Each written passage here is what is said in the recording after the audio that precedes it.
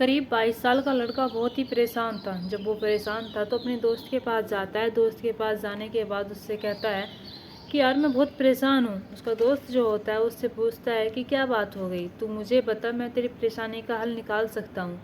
तो वो बताता है कि मेरी गर्लफ्रेंड ने मुझे मिलने बुला रहा है और मैं पहली बार किसी लड़की से मिलने जा रहा हूँ, इसलिए मुझे ना जाने क्यों घबराहट सी हो रही है उसके पास जाने से। तो वो लड़का जो होता है उसका दोस्त वो कहता है कि भाई तुझे मिलने जाना चाहिए।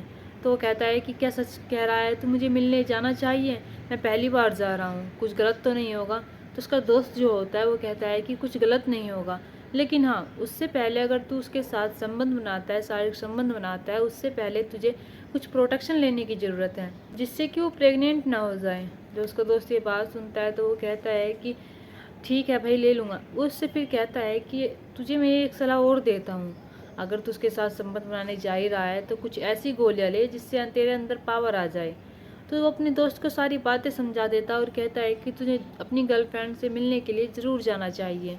उसका दोस्त जो होता है 22 साल का लड़का, वो भी उसकी बातें मान लेता है और जैसे जैसे उसने कहा था ऐसे ऐसे वो गोलियों का इंतज़ाम करता है और प्रोटेक्शन यूज़ करता है। यूज़ करने के बाद उस लड़की के पास पहुंच जाता है। जब उस लड़की के पास पहुंचता है, उसके साथ संबंध बनाता है, तो वहाँ पर कुछ ऐसा हो जाता है कि जिसे उस लड़के ने सपने में भी नहीं सोचा था, जिसे उस लड़के को नहीं पता था कि आज यहाँ पर उसके साथ या फिर लड़की के साथ ऐसा हो सकता है।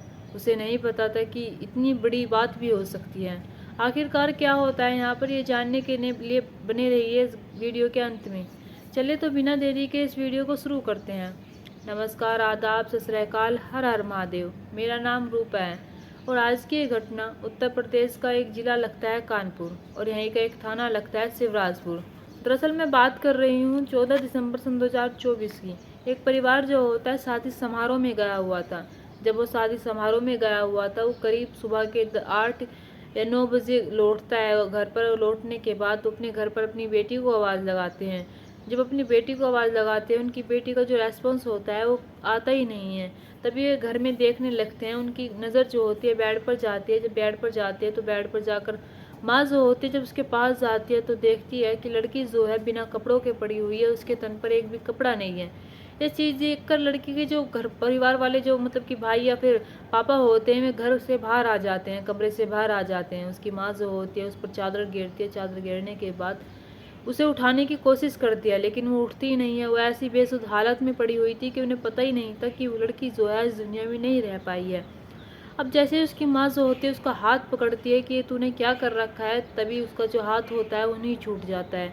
उसकी माँ के पैरों से तले से ज़मीन खिसक जाती है। वो अपने चीखने लगती है, रोने लगती है। चीख पुकार सुनकर जिसके भाई और बाप होते हैं वे घर के अंदर आते हैं। जब घर के अंदर आकर नज़ारा देखते हैं तो उसकी जो माँ होती है लड़की की, वो कहती है कि हमारी बेटी को पता नहीं क्या हो गया। अब घर वालों की चीख पुकार सुनकर आस पड़ोस के जो लोग होते हैं वे भी घर के अंदर आ जाते हैं। घर के अंदर आने के बाद वे पूछते हैं कि क्या हुआ। तभी घर वाले जो होते हैं वे बताते हैं कि पता नहीं, हम तो रात में शादी में गए थे, हमारी बेटी को क्या हो गया है। अभी उनमें से एक पुलिस मतलब कि उनमें से एक वो पड़ोसी जो होता है वो पुलिस वालों को फ़ोन करता है। पुलिस वाले जो होते हैं मौके पर पहुंचते हैं। मौके पर पहुंचने के बाद लड़की की देखते हैं कि आखिरकार इसके साथ क्या हुआ है। तभी उनसे पूछते हैं कि आप लोग कहाँ गए थे उसके परिवार वालों से। तो वे परिवार वाले जो होते हैं वे कहते हैं कि हम कानपुर देहात के पास ही एक गांव है, वहाँ पर शादी समारोह में गए थे। हमारी बेटी ने जाने से इनकार कर दिया था। उसने कहा कि मेरा मन नहीं है, आप चले जाइए, इसलिए हम चले जाते हैं। अब इस परिवार का जो एक लड़का होता है वो थोड़ी सी दूर रहता था, यानी कि गांव में रहता था लेकिन उनसे अलग रहता था। तभी वो आता है और उसकी पत्नी जो होती है वो आती है। उसकी पत्नी जो होती है आकर कहती है कि मेरी बेटी भी इसके पास सोई थी, मेरी बेटी से कुछ पूछ लीजिए कि क्या हुआ था यहाँ पर रात को। उसकी बेटी की जो उम्र होती है 5 साल होती है। पुलिस वाले जो होते हैं उससे पूछते हैं कि बेटा क्या हुआ था, लेकिन बेटी जो होती है बताने में असमर्थ हो जाती है।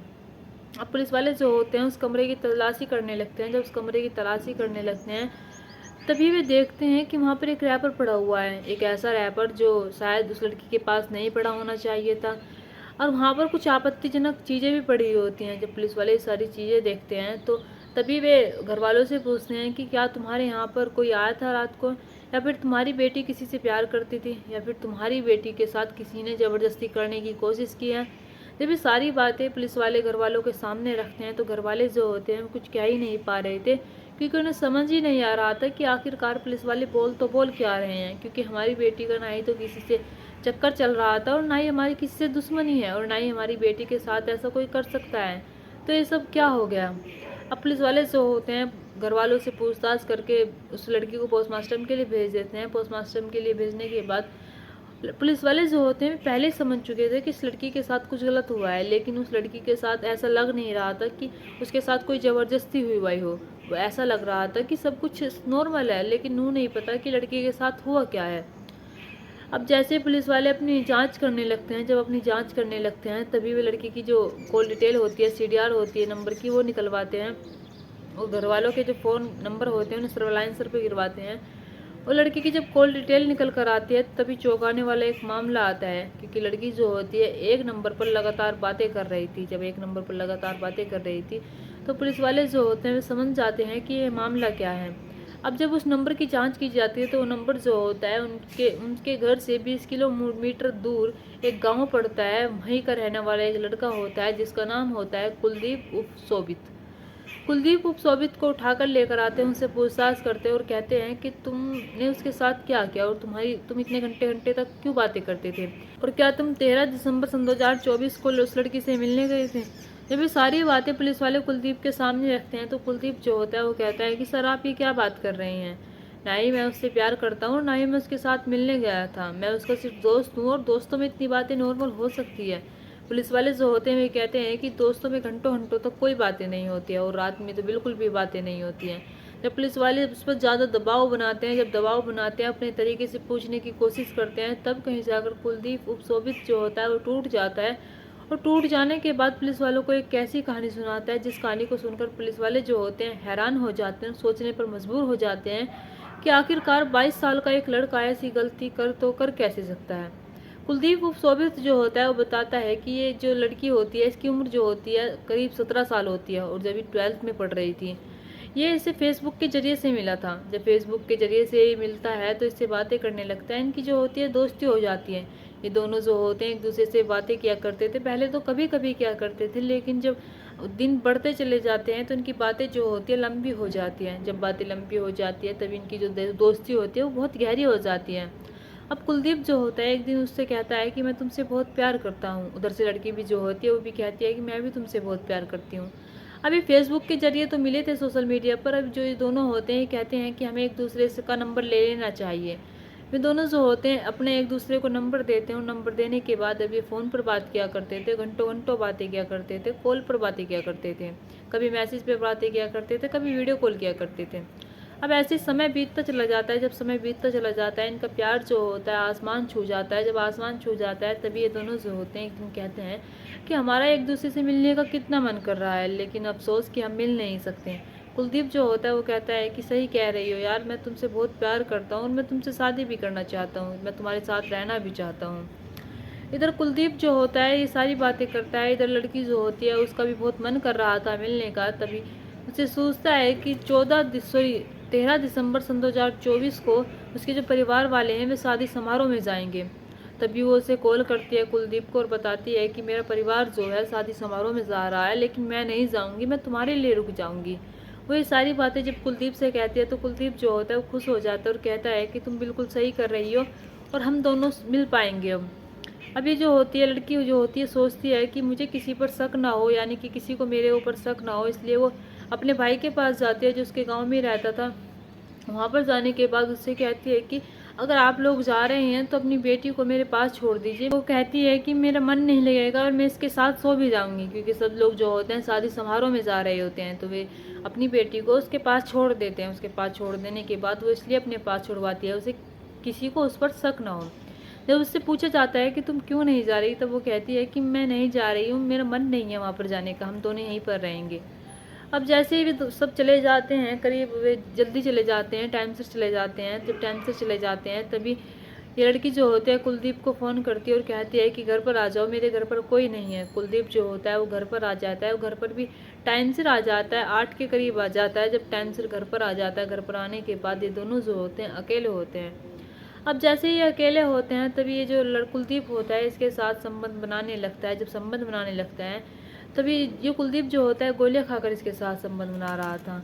और ये जो सिलसिला होता है ये 8 बजे से 3 बजे तक चलता है, यानी कि 8:30 बजे से 3 बजे तक चलता है, कई घंटों तक चलता है। जब उसका मन करता था वो बार बार उसके साथ संबंध बना रहा था, लेकिन पुलिस रिपोर्ट मतलब कि पुलिस के मुताबिक उसने बताया कि उसने सिर्फ उसके साथ 2 बार संबंध बनाए। अब जैसे ही उस लड़की जो होती है वो बिल्कुल बिना कपड़ों के होती है, जब उसके साथ संबंध बना रहा था तो उसे ठंड लगती है। जब ठंड लगती है तो वो उसे कपड़े नहीं पहनने देता, वो चूल्हे में आग से लगाता है और वहाँ पर से सेकने के लिए बैठा देता है, कपड़े पहनने के लिए बिल्कुल मना कर देता है।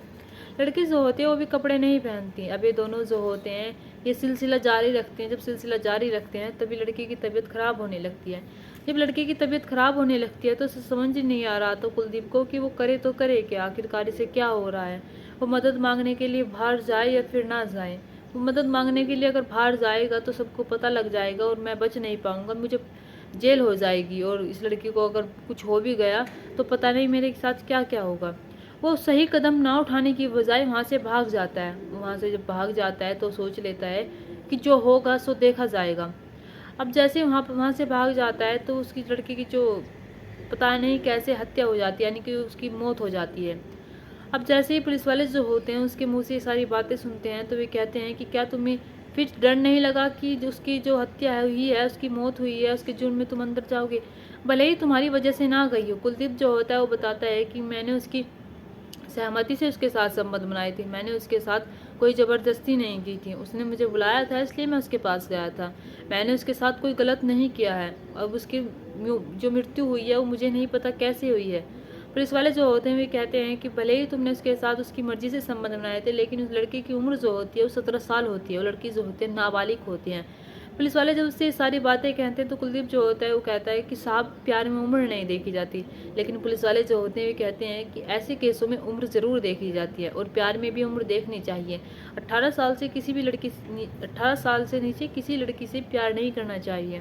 पुलिस वाले जो होते हैं उसे रेप का जो होती हैं FIR बनाते हैं, जबकि FIR बनाने के बाद से अंदर करवाते हैं। अंदर करने के बाद कहते हैं कि तुम जेल में ही रहोगे। अब यहाँ पर सोचने वाली बात ये थी कि कुलदीप जो होता है अगर वो उसे वक्त रहते बचा लेता, वक्त रहते वो सही कदम उठा लेता तो शायद उसके साथ ऐसा ना होता। और लड़की जो होती है वो अगर इतनी रात को अपने घर, जब उसके घर वाले शादी समारोह में चले जाते हैं तो उसे कुलदीप को अपने घर पर नहीं बुलाना चाहिए था। बेशक वे दोनों एक दूसरे से प्यार करते हैं, लेकिन प्यार में ये सब जायज़ नहीं होता है, ये सब नाजायज़ होता है। ये संबंध जो होते हैं शादी के बाद बनने ही अच्छे लगते हैं, शादी से पहले ये बेकार होते हैं। और शादी से पहले जो इंटर क्लास की लड़की थी, यानी कि 12th क्लास की जो स्टूडेंट थी, ये ऐसा काम कर रही थी इसकी अभी उम्र भी नहीं थी करने की। कुलदीप जो होता है वो भी अभी ना समझ था, या फिर शायद वो सोच समझ कर सब कर रहा था कि उसकी उम्र 22 साल होते हुए भी उसने लड़की के साथ ऐसा किया, ऊपर से पता होते हुए भी उसकी उम्र कितनी है। दोस्तों, इस कहानी को सुनाने का मकसद मेरा आपका दिल दुखाना नहीं था, आपको परेशान करना नहीं था, आपको घटना के बारे में बताना था और आपको सचेत करना था। आप अपने परिवार के साथ खुश रहिए। नमस्कार।